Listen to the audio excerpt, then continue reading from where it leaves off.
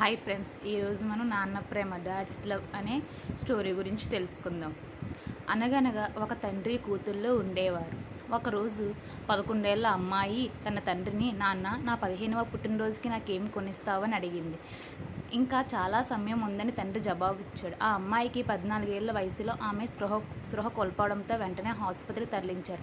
Doctor బయటకు వచ్చి ఆమె తండ్రితో ఆమెకు గుండె జబ్బు ఉందని చెప్పారు. ఆమె ఆసుపత్రి మంచం మీద పడుకుని ఉన్నప్పుడు ఆమె, నాన్న, నేను చనిపోబోతున్నానని మీకు ఇంకా చెప్పారా అని అడిగింది. దానికి తండ్రి అవును అని బదులిచ్చాడు. అతను వెళ్ళిపోయినప్పుడు మీరు ఎలా ఖచ్చితంగా చెప్పగలరని ఆమె అడిగింది. అతను తలుపు దగ్గర నుండి వెనక్కి తిరిగి, ఆమె కోలుకుంటున్నప్పుడు 15 ఏళ్ల నిండి ఇంటికి తిరిగి వచ్చినప్పుడు తన మంచం మీద ఒక ఉత్తరం చూస్తుందని నాకు తెలుసు అని అన్నాడు. ఆ లెటర్లో, ఆ ఉత్తరంలో, నా ప్రియమైన కూతురా, నువ్వు ఇది చదువుతున్నావంటే నేను చెప్పినట్టు అంతా బాగా జరిగిందని అర్థం. ఒకరోజు నీవు 15వ పుట్టినరోజుకి నేను నీకు ఏ బహుమతి ఇస్తున్నానని నన్ను అడిగావు.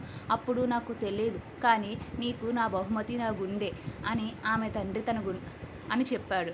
అంటే ఆమె తండ్రి తన గుండెని దానం చేశాడు. ఈ వీడియో నచ్చినట్టయితే సబ్స్క్రైబ్ చేసుకోండి.